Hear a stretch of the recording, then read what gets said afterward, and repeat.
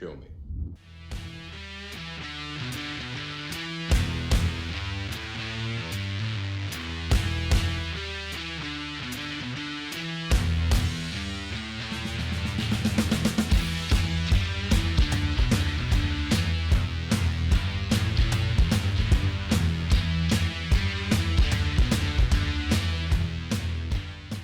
On the 31st of this month, which is either today or tomorrow, depending on when I post this, I will be turning 26. Don't let my youthful complexion fool you. No, the big 2-6. It's like 25, but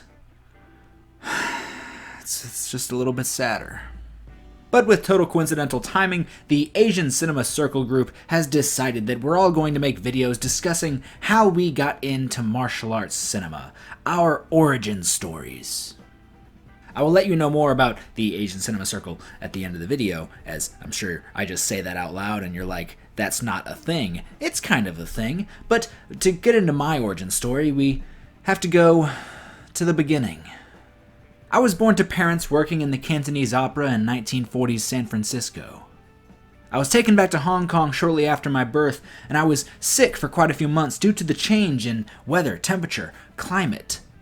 After my illness subsided, Hold on, wait a minute. No, yeah, that's Bruce Lee. Sorry, I mix my life up with Bruce Lee's all of the time. We're very similar people.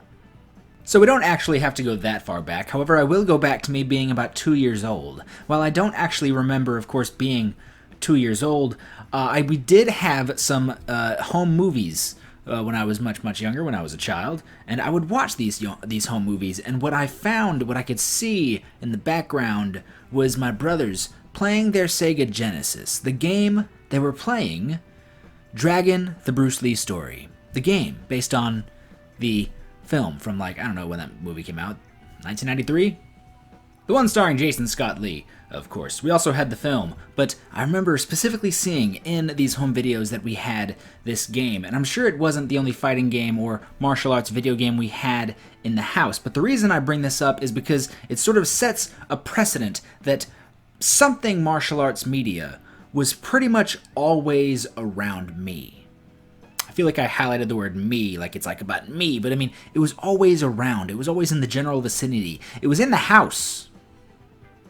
Of course, as a very young child, I can remember being obsessed with Power Rangers. I had the Mighty Morphin movie on VHS with the white clamshell box, and of course, I had several other Power Rangers VHSs that I watched over and over again. And that wasn't the only thing I had, of course. I would also watch Three Ninjas, Ninja Turtles 1 and 2, Rush Hour 1 and 2, The One, Mortal Kombat, and Double Dragon, just to name a few. I watched all of these on some sort of rotation, along with a Barney movie, Wayne's World, and Austin Powers. So when I wasn't watching martial arts action, I was learning about friendship, and watching the funny British man deny that the penis pump was indeed his. One Swedish-made penis enlarger pump. That's not mine. One credit card receipt for Swedish-made penis enlarger, signed by Austin Powers. He would also beat up a little person on the moon. I found these things hilarious, even though at 4 years old, I had no idea what half of the words even meant, or that Wayne's World had a semen joke that went completely over my head. Who wants Chinese takeout? I know a great place. I'll have the cream of some young guy. Why? Oh, and let's go ahead and throw Star Wars in there. Darth Maul is simply too awesome not to bring him up. However, it wasn't just movies and television in my young and carefree life. Video games were a big part of it too.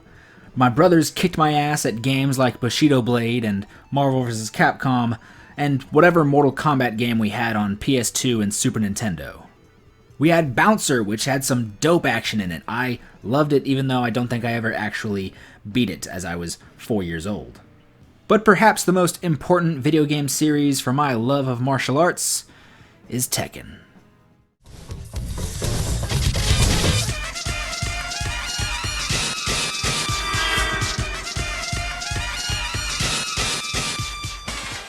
The action flowed so smoothly and the characters were so well animated that even as a child I could easily make out different fighting styles. All of that was part of my world from an early age and set the foundation for the nerdy-ass man I am today. All I needed was to build on that foundation.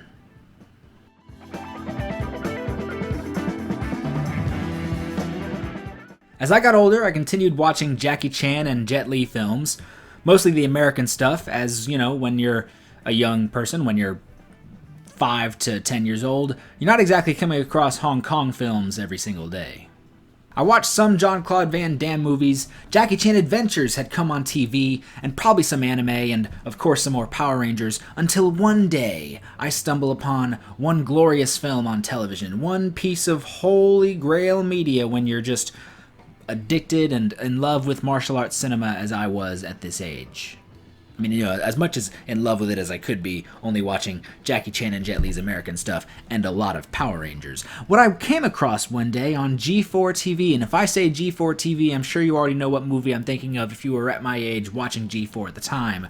Lots of Ninja Warriors, so much Ninja Warrior, X-Play, Attack of the Show, and of course they would play Legend of Drunken Master. It takes perfect timing, expert training, and years of practice to become a master. But for this master, it only takes one drink to become invincible. Also, Code Monkeys. Anyone remember Code Monkeys? That was a good show. Legend of Drunken Master opened my eyes to Hong Kong cinema. Again, at this point, I had only really watched Jackie Chan and Jet Li's American stuff. I had Dragon the Bruce Lee story on VHS I would watch every now and again. I had not really seen a true Hong Kong movie at this point. I eventually find a DVD box set of Bruce Lee's Hong Kong films. No Enter the Dragon, just Fist of Fury, Way of the Dragon, Game of Death, Big Boss. Pretty sure I've got all of them there. I feel like I'm missing something, but I'm not. That is all of them, yes. Yes, I came across that box set at Wal-Mart, and that truly, again, opened my eyes to even more Hong Kong stuff. Specifically, I guess, the Bruce Lee stuff. Funny thing about that box set, it is now in Australia, because I gave it to my buddy Jack over at the Let's Crash This Parade YouTube channel. You should go watch that. He now has that box set. Has he watched any of them? Probably not.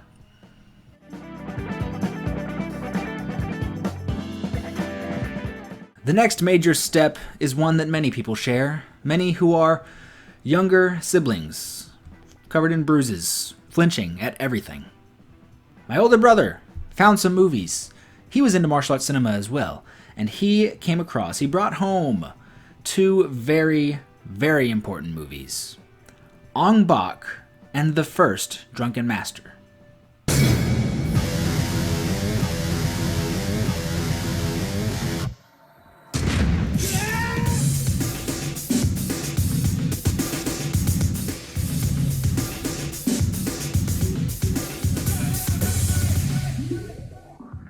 Bruce Lee was a start, but Drunken Master was like a proper intro to a more Peking opera style of kung fu movies. But Ong Bak, I mean, it's Ong Bak. It's evolutionary. It's a major landmark of modern martial arts cinema, and for me, it was an example of how martial arts cinema wasn't just something from Hong Kong or Japan. But I still wasn't really just hunting movies yet, unless it was something I could easily find at Wal-Mart. So again, another grocery store trip to Wal-Mart for me.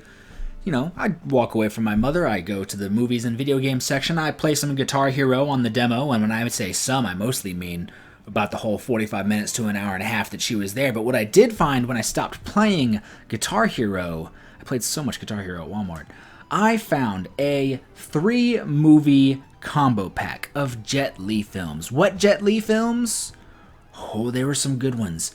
My Father is a Hero, aka on the box set, The Enforcer, Fist of Legend, and Tai Chi Master. Now, those are just an incredible pack of films. That is something, that is a gold mine when you're that young and you're into this genre. That is one of the best things you could find. But soon after that, it wasn't just those films that I had found. I came across another combo pack, an 8-movie combo pack, that to this day I still have.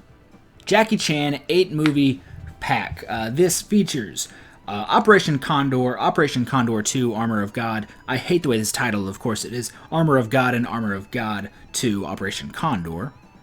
Dragon Lord, Twin Dragons, Jackie Chan's Project A and Jackie Chan's Project A 2. I feel like we can just knock off Jackie Chan from there and just say Project A and Project A 2. Super Cop and Accidental Spy. Now throw in this with the Jet Li triple movie pack. That's just incredible. That is what a time to be alive, being young and finding these at Walmart and being interested in martial arts, kung fu, cinema. Just, I mean, Tai Chi Master and Dragon Lord, Armor of God, Operation Condor, these are just incredible, wonderful movies. Super Cop, hell, for me, the final fight of Dragon Lord alone is worth the price of this entire box set.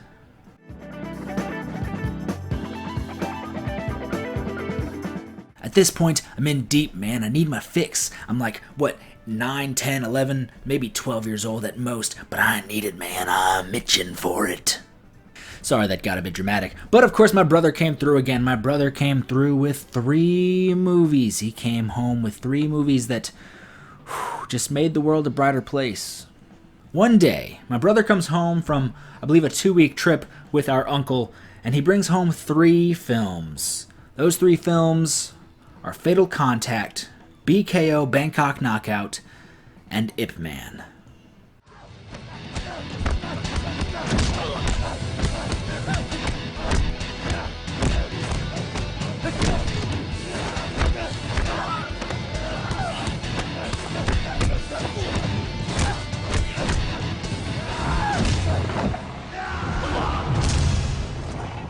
Now sure, looking back on it today, BKO is not an amazing movie, but those fight scenes still hold up. And when I was that young child, I don't remember how old I was, I really don't. I would guess I was about maybe, that was 2011, I want to say, because the movie came out in 2010, so that would have made me about 12.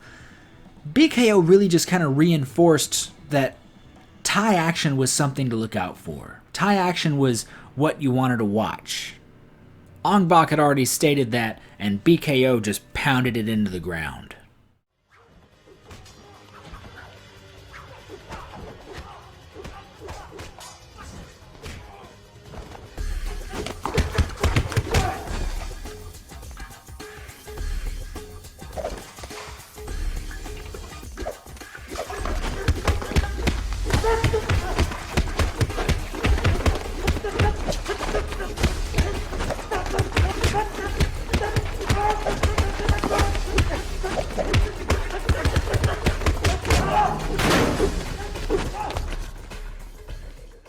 For the other 2 films, they provided me a bit of a different lesson. I'm pretty sure this is the same exact copy that he brought home that day. This movie's good. Fatal Contact showed me that there were modern-day kung fu movies to find, and that Wu Jing was someone to watch.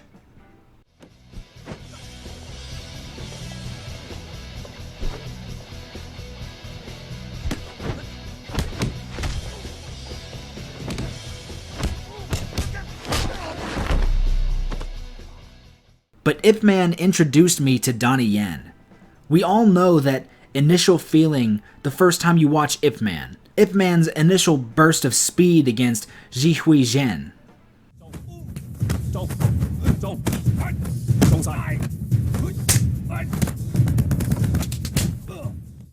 His humiliation of Xu Wangfan. And of course, that fight against 10 black belts.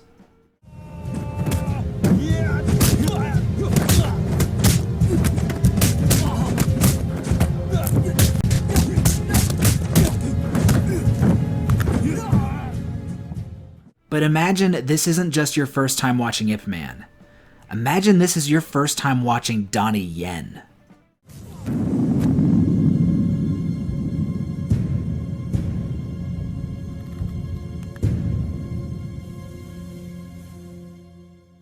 This movie made someone who had never seen Donnie Yen before look like a kung fu god. And like if you stumbled upon a single film with Donnie Yen in it, no matter what it be, it was must watch. Now today we know that maybe not to be true. Iceman cometh. But holy Jesus Christ. That feeling of discovery of Donnie Yen because of something as absolutely powerful as Ip Man. I mean, it's not like you just found Donnie Yen out off of one of his maybe, mediocre performances. I didn't see City of Darkness, good movie, not exactly mediocre. Legend of the Wolf, not very great. But you found Donnie Yen for the very first time in Ip Man. Again, I cannot stress this enough. This was powerful. Safe to say that up to this point, my major influences of kung fu and martial arts cinema are Legend of Drunken Master, Ong Bak, and Ip Man. My taste and preferences of martial arts cinema are being shaped by some of the most fast-paced and impactful kung fu and martial arts movies ever made. Which again may explain why I don't really care for Jean-Claude Van Damme films or Steven Seagal, just a bit too slow and too much posing for my liking. But I had one more film that would cement my passion for this genre.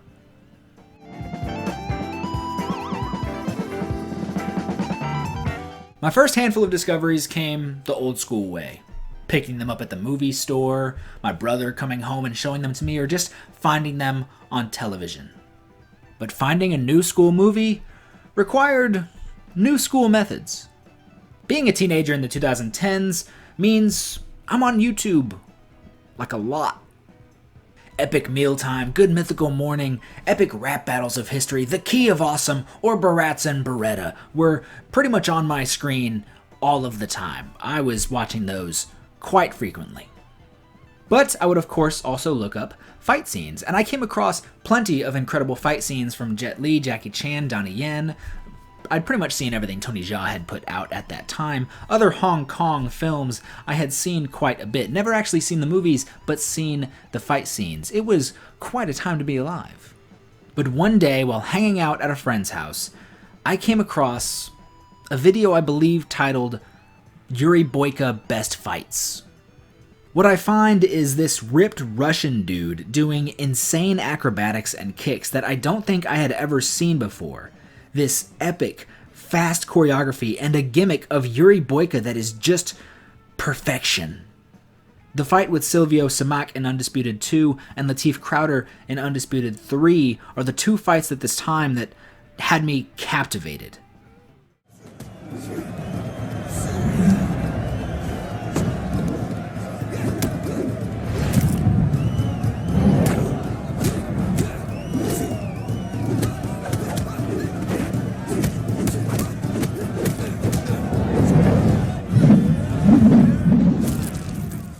And in this moment, I have no idea who Scott Adkins is. I have come across a video that says Yuri Boyka Best Fight Scenes. So for the next 2 hours, I'm looking up fights by Yuri Boyka. I'm just YouTubing Yuri Boyka movies, Yuri Boyka fight scenes. And after about an hour, maybe an hour and a half, honestly probably not that long, but it felt like it, I learned about Scott Adkins. Scott Adkins, who plays Yuri Boyka. I'm like, oh, Yuri Boyka's not a dude, he's a character, and he's played by this guy named Scott Adkins. I must learn more.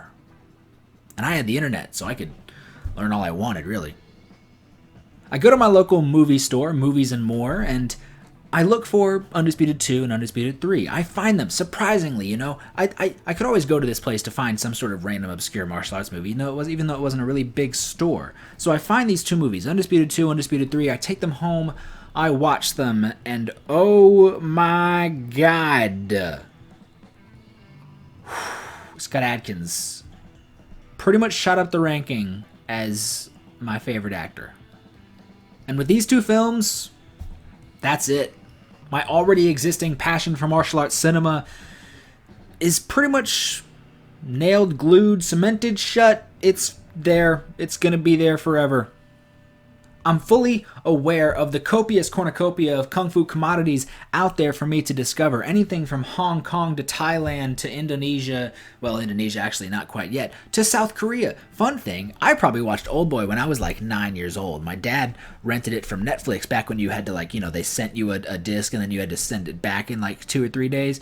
And we watched Oldboy and I was like 9 years old and incest happened, but also dope fight scenes, so I was cool with it, I guess. But Thai action, Scott Adkins, Michael Jai White, I learned that there's, you know, this world of American or indie low-budget B-action martial arts movies out there. I have this broad, vast, incredible world of martial arts cinema, and I am ready to embrace it. And in just like 2 years after finding this, probably not even that, like, The Raid comes out, and I saw that shit in theaters. And then that just introduced the whole world to more martial arts movies from a totally different country. God dang, it was good to be alive. And every single new film I watched, whether it be an indie, low-budget, B-action martial arts movie, whatever, whether it be Thai, South Korean, French, Chilean with like the Redeemer, Hong Kong, Japanese, whatever, each movie is still just another doorway to me discovering new things. I've got this just sitting here. I wouldn't just know about the Seventh Curse without watching a whole bunch of other movies. This freaking has Chin Soo Ho. I wouldn't know who Chin Soo Ho is without watching other kung fu movies. Every movie is a doorway, ready for you to open it and find something else. You don't just learn who Sammo Hung is. You learn who Sammo Hung is because you found a Jackie Chan movie, and then you're like, oh, who's this guy? That's Sammo Hung. Who's this guy? That's Yuen Biao, Yuen Hua. What else have they been in? And you go find more movies. So safe to say, I'm not done learning. I'm not done discovering. And with companies like 88 Films, Eureka, or Vinegar Syndrome, or Arrow, like, they're introducing so many people to even more movies. I've got freaking Tiger Claws here. Watched the first one the other day. I wouldn't know about Tiger Claws without Vinegar Syndrome, probably. I mean, I probably would if I just looked up Cynthia Rothrock's career or Bolo Young, because they're in this. But like 3 movies right here I wouldn't even know about if it wasn't for Vinegar Syndrome. These studios are just putting out movies, obscure kung fu or American low-budget things from the 90s, that it's like, thank you so much, because I wouldn't be able to come across this. I would have to, I don't know, watch a crap version on the internet when I got a crisp Blu-ray of some random obscure 90s film. Years ago, I would have to, you know, hunt for random stuff at the movie store. I had about 3 options of movie stores, used movie stores, not knowing what I was buying. But you know what? That was a beautiful time. I would find stuff like Jackie Chan's Gorgeous, or, I don't know, frickin' Spirited Killer, which is just weird. I found a lot of fantastic movies at these stores, but eventually, you know, you kind of find everything that they have to offer. People aren't just trading in or selling them more obscure kung fu movies. At one point, you just kind of bought them all. So these days, the latest kung fu finds, the latest martial arts finds, they're online. And with these studios, these companies releasing so many films, I mean, this may be the best time to be a kung fu fan. But my love for martial arts cinema really wasn't just on screen, you know. It made me do martial arts. It made me want to do some martial arts. My brothers took karate when I was little. When I was old enough, I did a little bit of karate. I didn't get to do it for super long, which is fine. You know, I would go and sort of train with my brother. You know, he would show me some things that he learned as he took karate for several more years. We would just sort of reenact the things we'd seen on screen, and so I developed some pretty decent kicks that I would then take on to actual training and kickboxing and Muay Thai sort of training. Done some Brazilian Jiu-Jitsu. But, you know, whereas someone like Scott Adkins would see Jean-Claude Van Damme and knew that he wanted to be an action star the rest of his life, I just didn't follow that path. Although, you know, I did do that one short film in college where I had to rollerblade, and I took a good fall, which I guess makes me a stuntman. Yeah, so I guess like Martial Club or Art School Dropouts, if y'all are ever in the area, we could do like a Protector Tom Yong-gung style fight scene. You know, I can throw some decent kicks. I can ride some rollerblades. I can do some good falls.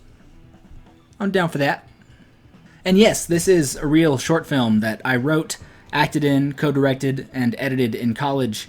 And will you ever see the whole thing? Nope. Probably not. So that was a good little rundown of my martial arts film journey. Sort of from the beginning to now, a good little summation there. I said that I would tell you what's going on with this whole Asian Cinema Circle thing. This is a group of people online, whether it be YouTube or podcasting or whatever, who discuss Asian and Kung Fu cinema. This was sort of our project for the month to discuss these things. This video is actually going to be part of a playlist of all of their sort of journeys as well. I will have a link to that playlist down below. Go subscribe to all of them because they are wonderful. You've got people like Caleb over at I don't remember his name of his podcast, and I feel bad about that. 1 second. So you got Caleb's Kung Fu Cinema. You got Hong Kong Cinema Appreciation Society. You got Hong Kong Blu-rays. You got Martial Arts Theater 3000. So all the other people whose names, of their shows and stuff I can't remember. The links will be down below, I guess, if I can get them all down there. But this has been fun. This was just my journey of martial arts cinema, how I got into it and how I got to now, I guess. So if you got any questions, if you got any things, how did you get into Kung Fu cinema? What was your thing? What was your brother? What did your brother introduce you to that got you into Kung Fu cinema? Tell me those things in the comment section down below. Don't forget to like, share, and subscribe. Head over to Facebook, where there is the Martial Arts Film Freak Facebook page. Instagram, Martial Arts Film Freak. Tristan_Glover on the Twitter, and Martial Arts Film Freak on TikTok. Thank you so much for watching, and have a good day.